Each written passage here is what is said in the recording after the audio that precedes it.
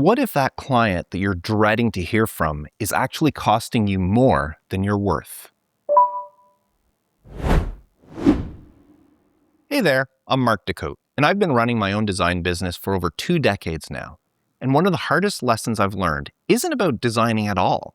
It's about knowing when to walk away from a client. Let's talk about this first. Sometimes you can spot a bad fit before you even start working together.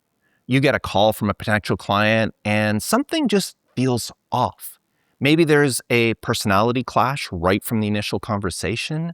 Maybe they're already pushing back on your prices or asking you if to work in ways that don't align with how you operate. Or maybe, and this happens more than you'd think, they just don't have the budget for what you charge. Now here's the thing. This is your business. You get to decide who you work with. Now I get it. If you're just starting out or cash is tight, turning down work feels impossible. But if you can, the best time to say no is before the relationship ever starts. It's so much cleaner than getting halfway through a project and realize you made a mistake by working with this person. What does turning someone down look like? Well, be honest. Tell them you don't think it's a right fit or that you can't meet them where they're at. And here's the part that matters. Do it with respect. Don't burn the bridge. You never know what might happen down the road. I've had clients come back years later after I initially turned them down. They were stressed or going through something when we first talked. And once they got their feet under them, they remembered how well I treated them and they wanted to work with me. If someone asks you for a discount, but you're firm on your pricing, that's fine. But be warm about it. Say something like, I'd love to work with you, but this is my rate. And if the timing isn't right, I completely understand. And then, if possible, recommend another designer who might be a better fit for their budget. It costs you nothing, and it builds goodwill. The budget conversation is its own thing, though. Don't confuse turning down work with not wanting a relationship with someone. A client may be a perfect fit for you. Great personality, aligned vision, but they can't afford your current rates. You shouldn't lower your price for them. That's non-negotiable unless we're talking about maybe pro bono work for a nonprofit that you really believe in, but you can still maintain the relationship. Tell them you'd love to work together when their budget allows it. And stay in touch. Sometimes they'll figure out a way to afford you because they specifically want to work with you. I've had this happen several times where a client said they couldn't afford my price, and then all of a sudden a week or two later, they managed to come up with the money because they wanted to work with me. Now, the real tough part is ending a relationship that's already started.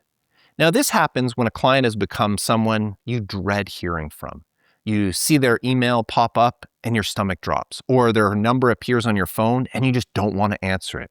That's your signal that something is broken. What caused this? Well, it could be a lot of things.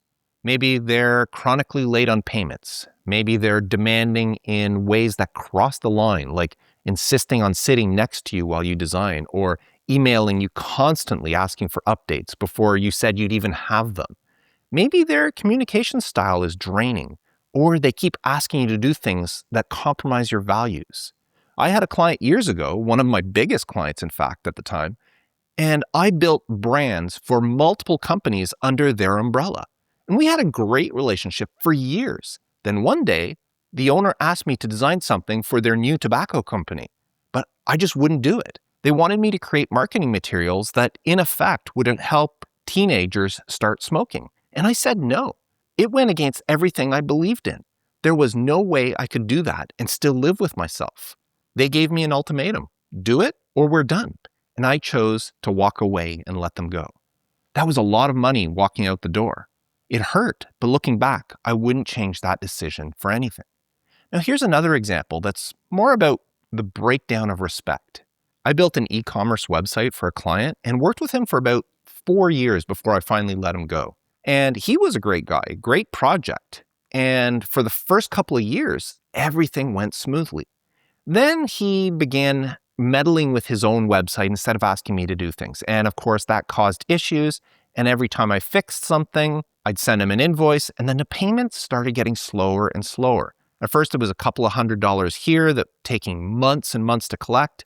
And at one point, I sent him an invoice for, if I remember correctly, it was like $1,200 for website renewal, domains, and of course, some recent work I'd done on the website. And the payment just didn't come.